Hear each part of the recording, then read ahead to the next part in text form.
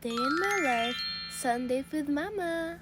So, pupunta kami ng mall and nag-stop muna kami sa Pop Mart and nagtingin-tingin lang.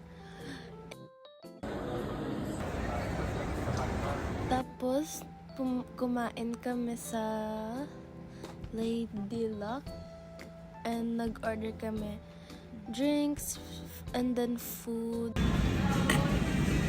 Tapos, etong isa dyan, pa-social-socialan, kinokchilyo pa yung pizza, di na lang kamayin.